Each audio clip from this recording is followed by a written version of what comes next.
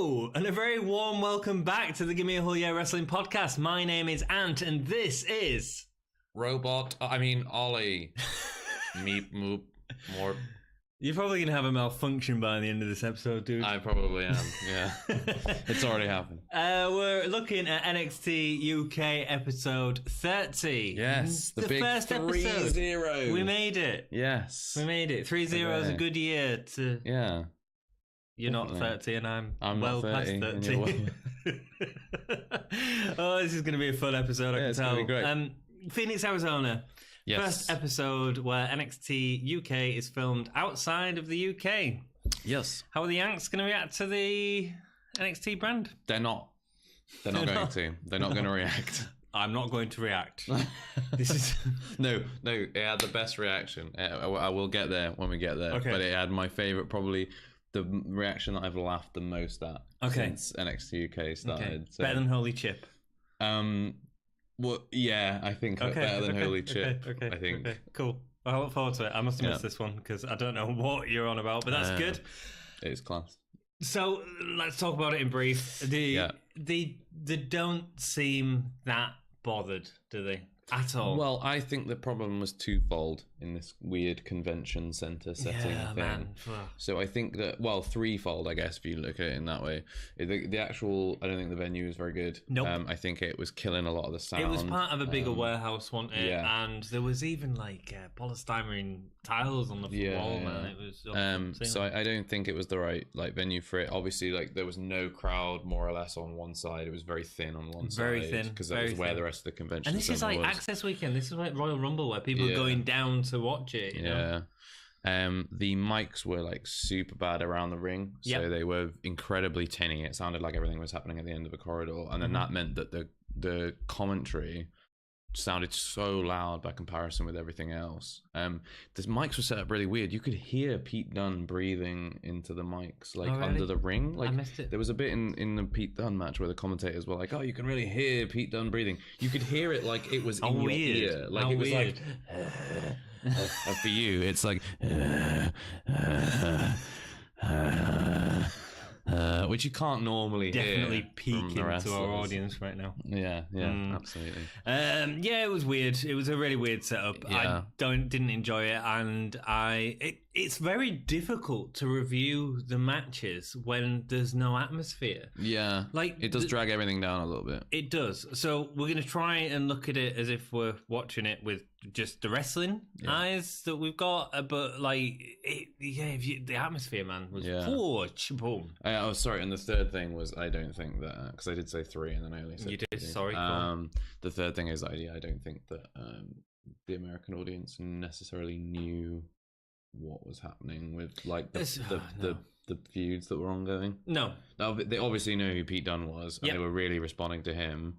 But when Jordan Devlin came out, they were just like, who? Yeah, and Ginny, man. Ginny came out, and I was just like, who? Yeah, but it's not just who. It's people just texting on the phones. And oh yeah, there was a kid right in the back, in the middle. You could just see him he's in the front row, right in the middle. And he just kept there would be a big crash on the mat, and he'd look up from his phone and then be like, and just go back to it. It's like, man. Yeah, it wasn't good.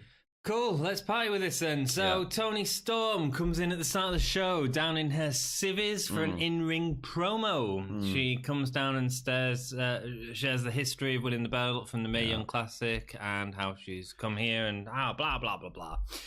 She's already beat Rhea Ripley and will beat her backside again, she says. Tonight she's going to beat her because they've already advertised that Rhea Ripley and Toni Storm will be fighting. Yeah. The audience reaction? Meh. Nothing, man. I also just don't think Toni Storm is amazing. She's not that great on the mic. Every single promo she's been involved, I can't think of one. I can. Her in-ring stuff was good, especially in Cambridge. I remember there was one video package where she was talking about the redemption of coming back or something, and that was really good. But every other, do you remember that little promo segment between her and that other last Donna Peraza? That was awful. That was really awkward. Yeah. Her one last week or the was week before was awful as well. This felt really awkward. I don't know. Yeah, it just was awkward. I think she's normally better at in-ring stuff, but I do think that she needs something to react to as well. Yeah. And she wasn't getting the reaction that she expected. And I assume this happened first in terms of filming stuff. It sort of makes sense. You send out your big stars to get a pop. Warm everything up. And so she wouldn't have realised that the crowd would have been as lukewarm as there was to that. In my opinion, I'm not just trying to defend Toni Storm, because I do think she has done some okay promos. Rhea Ripley interrupts. Ripley is wearing a Freddy Krueger top. Yes. Follow your nightmares. Dreams, I would assume. Follow you in your dreams. So this is where my favourite crowd reaction came for the whole night. Okay. Rhea Ripley comes out. And she goes, this is the moment. Yeah, she goes, mate. And just one guy in the crowd goes, boo! You could just hear him really loud. I know exactly what you mean. And Ripley just looks at him like, and then carries on, and then he does it again. Yeah, but that guy was doing the one thing that she wanted, surely, man. I mean, you know, at least someone's booing. But I think it was just because it was like his silly voice. Yeah. It sounded like Homer Simpson booing. It was like, bro. It's like, you know, the bit in The Simpsons, like where there's everybody, and Mr. Burns goes like, are you saying boo or boo earns? And everyone goes, boo! And then like the mole man at the back goes, I was saying boo earns. It was like that voice. It's like, boo! No, I haven't seen that, but you explained it really well, and I can get a picture of it in my mind. It was great. I mean, she says she's sick and tired of people comparing her to Toni Storm. Yeah. Tony then says, I think you've talked enough, and goes and beats her down. Yeah. Right way to sort of get through the promo, I think. And it was like, so fine. She was like, well, don't you think maybe that we've done enough talking, and then jumps out. It's like, just get to the point. Yeah, but it came out of nowhere. Do you know what was also funny? Go on. The commentary at this point where they go, Toni Storm wants to prove that she's a fighting champion, and Rhea Ripley says she doesn't want to be compared to Toni Storm anymore. Which one will be proved right? I was like, well, either of them. Those statements are not necessarily connected. But I don't get the whole Rhea Ripley thing, because that wasn't Ginny's thing from the last episode. That was all about her. I don't know. I mean, it's like Rhea Ripley's gone, oh, I quite like that promo. I'm just going to pretend it was me. Yeah. People won't remember. Yeah, now I am Ginny. I've got the sharpest elbows in women's wrestling. Yeah, it just a lot of this opening segment felt a bit nonsensical. I like that they're going to the brawling thing. I don't know why Rhea Ripley is coming down and going, well, I don't like people comparing, after what she did last week, which was really good, for her to then go, well, I don't want people to compare us. I don't think it's very fair, you know. I want, you're Toni Storm and I'm Rhea Ripley, and I want people to recognise that. She probably shouldn't have come down with a mic. She should have just stepped in the ring, and the brawl happened. Down with a chair. Yeah, or a beer truck. Yeah, or a milk truck. I really want. Although I do feel like things would get a bit weird if Rhea Ripley started hosing down Toni Storm with milk. I'm in. Noam Dar versus Jordan Devlin is the first match. We start off with some lockup wrestling. Mm-hmm. Yeah, I was talking about this last episode, how wrestling sort of moved on from grappling shoulders. I think it was good. Dar spins Devlin multiple times before attempting a pinfall in a really weird move. I don't even know what that was. Dar even did a release side slam, which looked pretty sweet. There was an inverted backbreaker from Devlin, which looked really rough, and the forearm to Dar's face looked good. Devlin to the top, and Dar kicks him off to get the advantage. Knife running in forearm from Dar into a Northern Lights suplex. Dar gets the ankle lock. And the crowd, they woke up. Oh, it's an ankle lock. It was a nice Kurt Angle does that. Kurt Angle's American. Yay! I think it was a really nice counter as well. I think they probably popped for the counter because he went for I think it was either a Pele kick or an enziguri or something like that. And he caught him and they woke up a bit. They did. They woke up. There was a nice little pop for that. A springboard cut again. Devlin, man, he's so tidy with his moves. Yeah, it just looks like that is how you deliver.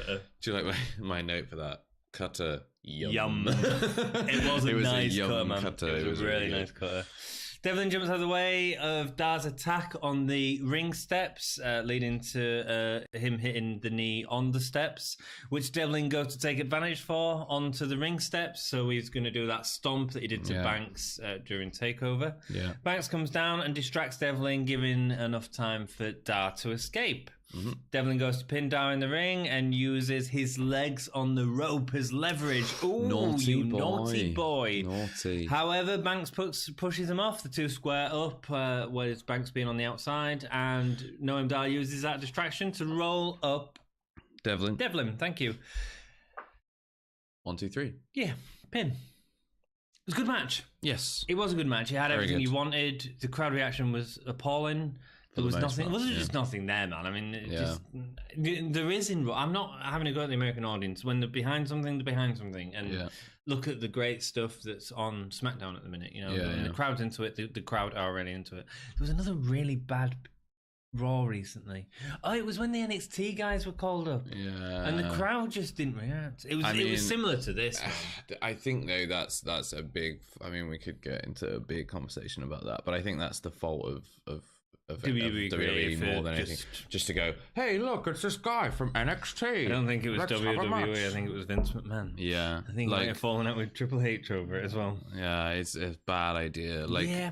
In the way they introduced Kevin Owens was like perfect. Have him come out and beat John Cena. Yeah, like that's how while he's still NXT champ. You go like, wow, okay, this guy's a big deal. But having the champions show up and just like be like, hey, we're gonna do tag team matches. Yeah, and like here's a video package about he goes like, no, have them show up and just brutalize. Yeah, what happened to the way they used to debut? Man, just give me a surprise. Do you know when the Shield debuted? Yes, 2012, I think it was, and you're in the middle of I think it's a triple threat: Ryback, John Cena, and someone. Can't remember who the third person was. It might have been CM Punk. Okay. Yeah, I can't remember who it was, but probably Randy Orton. But it was 3 people. It was Ryback and John Cena, I think. Yeah. And the Shield, the lights go down. They come back up. Shield are just destroying Ryback in the ring. They drag him out of the ring and give him the triple powerbomb through the nuts table. That's how they debut. That's how you're making an. How you're making impact. And they have gone on to become 3 of the biggest stars. Yep. In the company. We'll put Triple H out and say, here's my boys. This is Johnny Gargano. We've got a video of him debuting next week. He's a really good wrestler. Look how good he is. I think it could have been better if Johnny Saint had announced them, to be perfectly honest. Yeah. It would have been. I think it would have been. And he would have got their names wrong. So. Exactly. So there would have been humour to be had as well. Yeah. Do you know what I mean? They should have come out and beat somebody up. So let's go into the ring. Sorry, me and into the ring. Let's get in the ring and sell this. The match.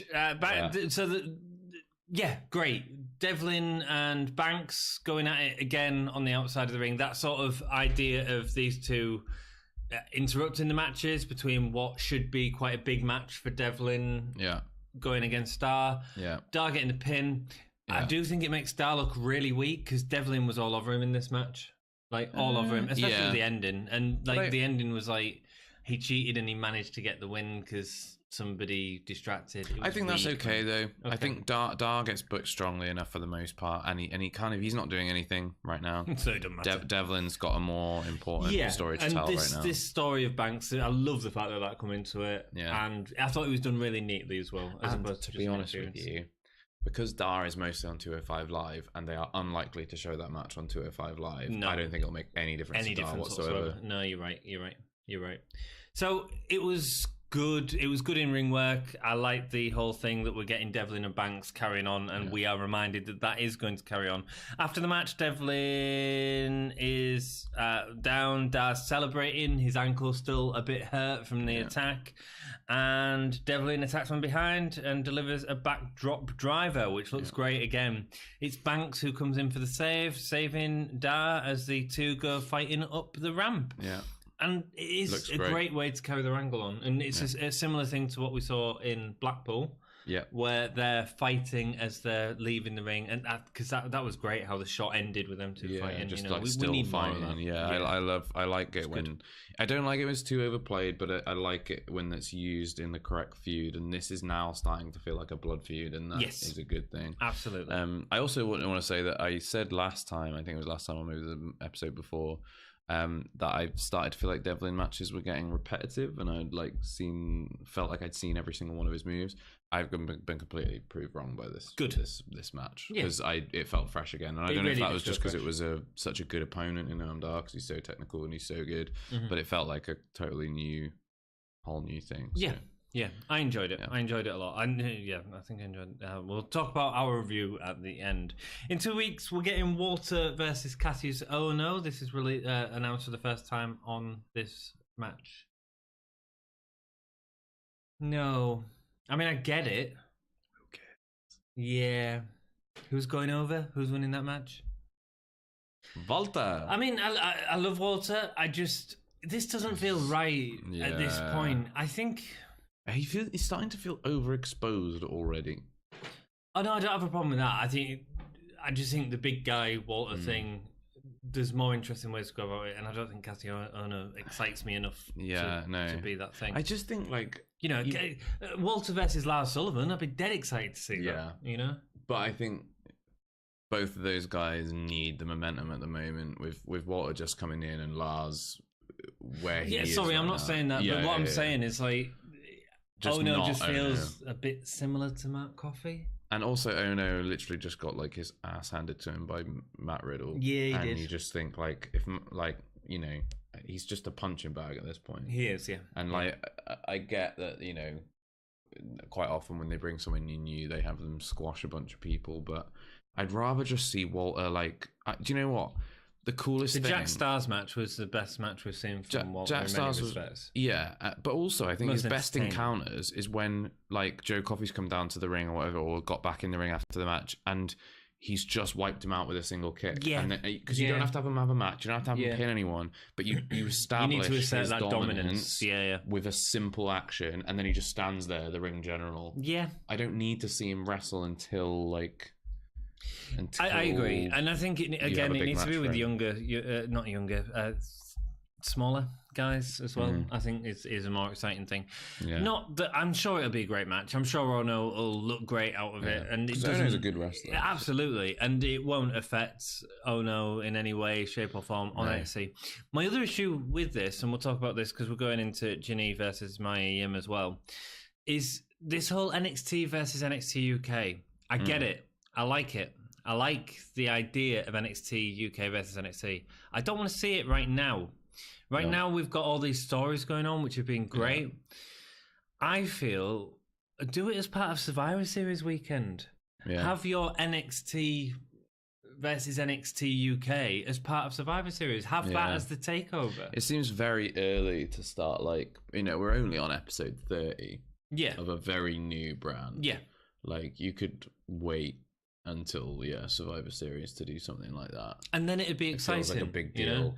And then you don't put Walter versus Cassius Ohno. You put Walter versus Tommaso Ciampa, Dunn, Velveteen Dream, Johnny Gargano. Exactly. You can have all these sort of brand supremacy stuff, and I think that'd be really interesting. But they seem to be they're in America. They've got the guys there because it's Royal Rumble weekend. It just feels like a bit of a wasted opportunity for me. Who knows? Maybe we'll get that in the future. I don't know. Yeah.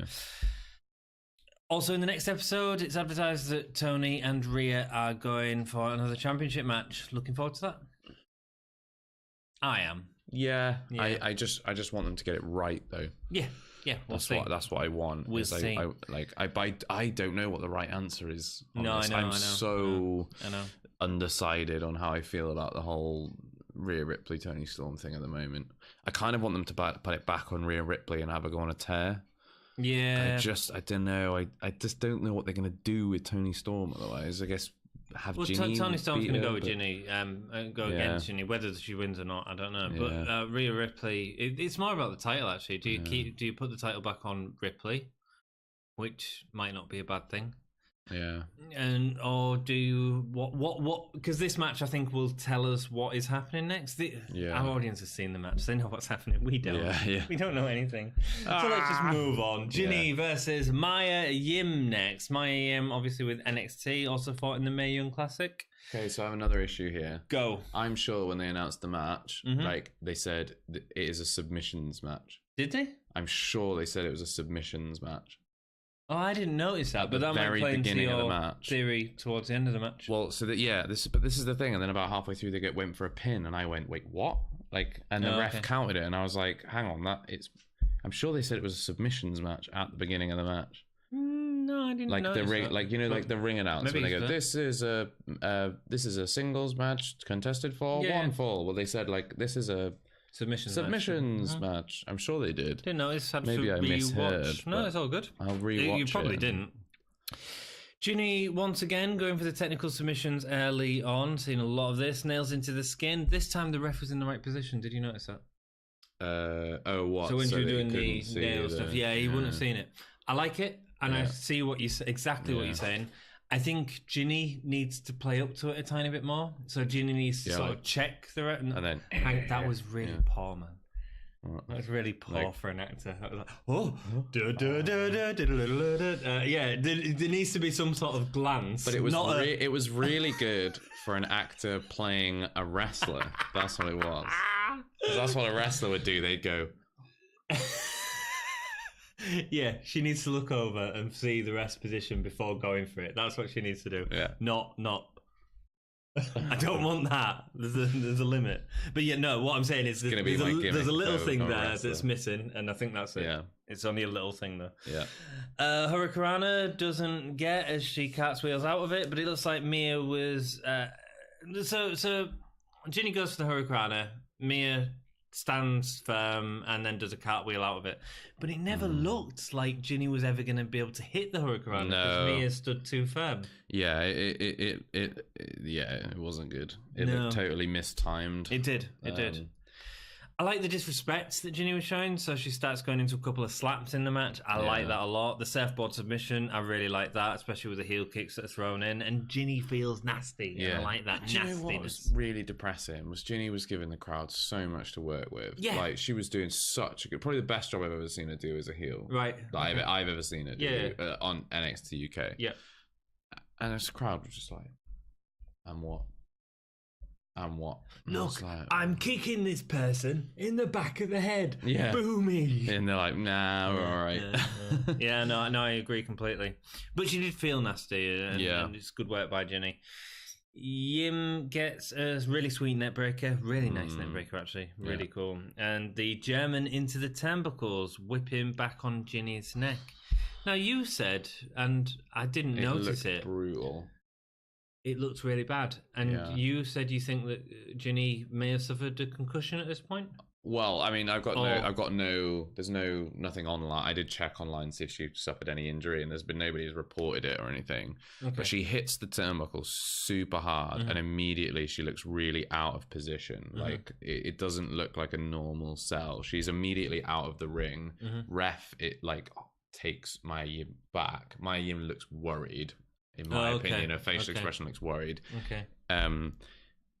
Ginny's outside the ring for quite a bit, and then comes back in, and they rush the finish straight away. She's getting back in. She gets an axe kick, just kicks her in the head, and that's the pin. And then double foot on the rope. Which, if it was a submission, rolls straight back out of the ring again, and then she sat on the side, kind of doing that, and then she doesn't look quite with it. Well, I hope she's okay. I really do. She hits the turnbuckle really hard. I went back and rewatched it, and I was like, that is really bad. No matter whether it's padded or not, she was hitting that speed. Fast and hard. Yeah. Love the feet on the ropes for the win. Great. Cheat. Love it. Yeah. Ginny needs to be that. Yeah. Tricky heel. Love it. Yeah. And it keeps Young looking strong, so that's fine. Yeah. I enjoyed the match. I thought it was a really good match. The crowd were rubbish. They popped for her submissions, which absolutely they should, because Ginny's submissions are incredible. Yeah, and the way that she constantly uses stuff. And she transitions from one to another on the ground, which is in a really kind of stylish, beautiful way. And I like it. Next up, we have Pete Dunne versus Wolfgang. I think from our brief discussion prior to the podcast, we've got very different opinions on this, but I'll read the run through that I've done, and we'll see what we think. Cool. This is one of the early Pete Dunne rematches that we've seen. So early on, I can't remember if Wolfgang was a heel during his match with Pete Dunne. It was one of them episodes. Do you know where? Did he have a match with Pete Dunne? He has had a match with Pete Dunne. I'm pretty sure he has. Was it like first episode? I feel like that was time. It was like episode 4 or something. There was an episode where Wolfgang turned heel, but I think he was heel in an earlier episode against Pete Dunne, and you could see that the filming that they'd done had him shown in the wrong order. I think it was the first episode. Okay. I feel like it was the first. Could have been. Could have been. I have to look at it. But it feels completely different now that Wolfgang's in Gallus and there's sort of a massive story around Gallus and Pete Dunne and British Strong Style. The crowd finally get into it as Pete Dunne. You know, we've seen him in the Royal Rumble. Yay! We know Pete Dunne. So they're cheering, which is good. It feels like an actual match. He's all over NXT as well, isn't he? Yeah, of course he is, Wolfgang starts the match nicely, throwing his waistcoat in Pete Dunne's face. Really like that. Nice, angry. Gallus feel angry at the minute, and I like that. I like that. They've had a fire lit under them, I suppose, by the loss, by Joe's loss. Yeah. I think it's an okay match. There's a nice moment where Dunn drop kicks Wolfgang from the second turnbuckle. Oh, the knee drop kick. Yeah. And Wolfgang's knee goes off. The match just feels like it takes quite a long time to get to anything, in my opinion. Dunn starts manipulating Wolfgang's joint with a kick to the arm on the mat, but Wolfgang stays by hanging him on the ropes. Pete gets a nice German. It shows his agility with multiple backflips supported by Wolfgang's back and the X-Plex, which looks awesome. It looks so good on a bigger opponent as well. It does, It certainly works on a bigger opponent. And the pace does pick up towards the end. Dunn gets a superplex from the second rope. Both men were performing as if they were shattered. But after everything we've sort of seen by Pete Dunne, it didn't feel like it was deserved. You don't think? No. See, for me, this was a better match than Takeover with Joe Coffey. I'm going to disagree with you. I think much better match. I think it was cleaner. I think it was definitely it was the cleaner. right length. I think actually for me the pace built really well. Okay. I think it had enough going to keep it interesting. I agree that like Wolfgang's matches are kind of spot to spot. They're they're a little bit ploddy, but I think that the pace felt right for the spots that they were matching them to. If you know what I mean. I think that there was enough kind of big moments that I went wow a few times. Like the sucker punch from Wolfgang was brutal. Like when he caught Pete like right on the jaw. The knee drop kick. The he threw him out and he hit the apron on the way down as well. It could very well be the audience. Yeah, it could very well be that for me, but I just didn't feel the first part of this match at all. I think we must feel very different. The kip up as well, like the kip up, and then when he hit him with the enziguri on the top rope. Yes, that was really cool. Yeah. There was some okay spots. The double stomp onto the hands was really good. Yeah, like manipulating them extremities. I like that. The finish was class as well. Starts on the knee. Wolfgang goes for the howling at the top rope senton. Pete Dunne catches his arm, connects with his fingers, snap, armbar, tap out into submission. Yeah, I'm fine. I'm fine with all that. That finish. What do you love about it? It's clean. Like he goes for the moonsault, and like just Pete always gets into that right position to just like lock the bar in. Yeah, I get what you're saying. It just looks good. I tell you what. Maybe what I don't like about it as much is the armbar section of it. So it feels like that should be enough to get it. Well, I think it's just to keep the armbar element of that is to keep the opponent's other arm away from it so that he can't prevent the joint manipulation. But he does the joint manipulation up there, and then he does the crack, and then he pulls back on the arm, and that's when the submission happens. But I think it's because he's got the fingers and he like pops them and holds them in the armbar position so that they know that arm is fully extended. They can't reach it to stop it. So their only option is to tap out. I get it. I mean, the only thing I don't like about it is the whole Ronda Rousey thing, because it just reminds me too much of Ronda Rousey. Yeah, but I mean, people have been doing arm bars like that. Absolutely, I mean, but like I think Alberto for me, Del Rio had the same. The exciting thing about Pete Dunne is that snap. Yeah, And I like to see the snap and then go for it again and snap and that. I don't know. That's the interesting, because the thing that I like about it is that he can hit it in so many different situations. Yes, like when he hits it on Joe Coffey, I think he's like knelt over his arm. Yeah. So he's like, he's got the arm isolated. I think so long as he's got the arm isolated from the other one, it works perfect for me. And I like the fact that it's almost like the Kinshasa, you can hit it from almost any angle. It can come from anywhere. You can do it standing, you can do it from the top rope, you can do it when they're laid down, stood up, wherever they are. Back in the head. If Pete Dunne can get those fingers and he can get that arm isolated, it's, what I mean, that's game over. Yeah, and I really like that about it. My problem with it is it didn't feel like it was the crack that had got it. It wasn't the finger manipulation, it was the armbar for me. And that's what I didn't like as much about it. Okay. That's fair enough. It's just a difference of opinion. I mean, you really like this match, and I wasn't as big a fan. It'd be great to hear your opinion and find out what you thought of it. I mean, I think the crowd thing is a very difficult thing to get over. It makes the show maybe hard you were just watching to enjoy more to get it. It's interesting because normally we agree on a lot of stuff and we disagree, and that's all cool. Very differently about that one. Yeah, sorry, dude. That's all right. Best match. That one. Devlin and Dar for me. Wolfgang, Pete Dunne. That's interesting. Best performer.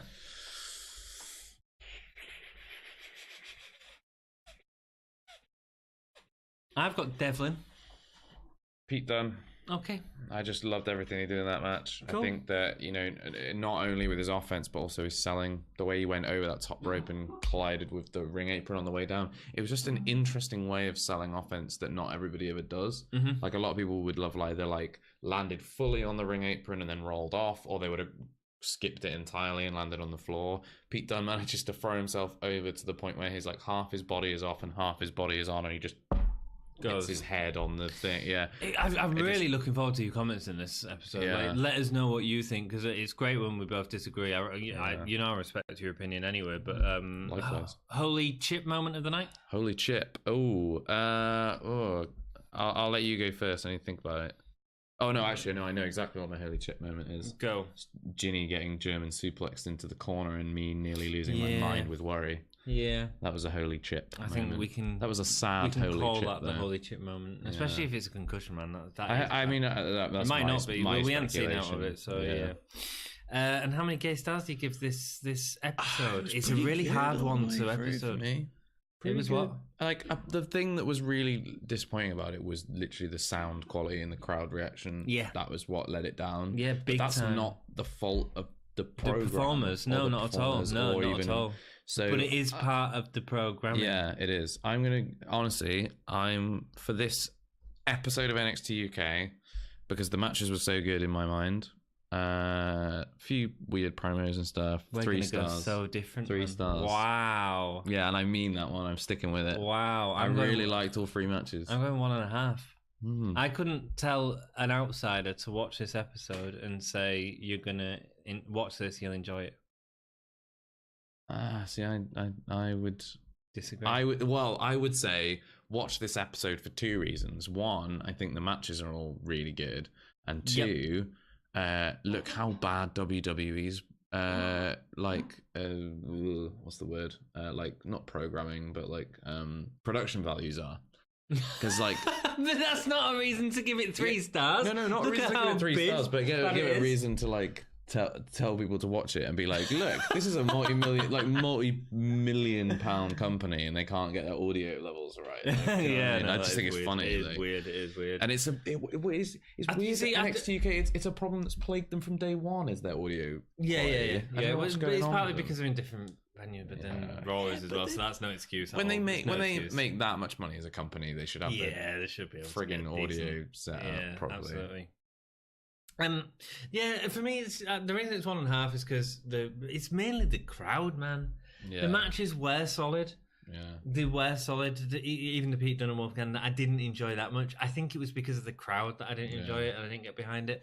The Devlin match I thought was great, and the Gimme match was really good as well with Yim. There was a couple of botchy stuff, but you know what you should do? You should watch one of those really long highlight videos on YouTube that have like, you know, like they have the whole episode, but it's like all set to like really alt rock. Oh, dude, I would and you'd be like, oh, this is the best episode ever. Absolutely, I'd much rather listen to some alt rock with us, or some Kiss. Put some Kiss on it. Yeah, shout it out loud. Bit of Kiss. Rock and roll. Thank you so much for joining us. If you've enjoyed our podcast, thank you very much for joining us. We're also doing a live stream on Wednesday that's coming up if you are watching it around this time. To celebrate us catching up, getting back into all the content. Got one more episode and we're fully caught up. Yay. Yeah. We did well. It's been like a crazy 4 days. Few days. Rock and roll. What else is there? Facebook. Yeah. Twitter. Redbubble. Instagram. Redbubble. These mugs are like Patreon. legit great. This has been to a lot of washes, man. Yeah. I also I think this t-shirt makes me look slim and attractive and wealthy. I think it makes you look slim, attractive and wealthy, which is every reason to buy a t-shirt. Absolutely. You know. I mean, for the cost of what it costs to buy a Redbubble t-shirt. You know, look slim, attractive, and wealthy. Easy peasy. You talk so much, holy chip. Holy shit. Well, thank you so much for joining us. I hope you've enjoyed the episode. Let us know what you think in the comments below. Keep it gay. Meep, moop, more.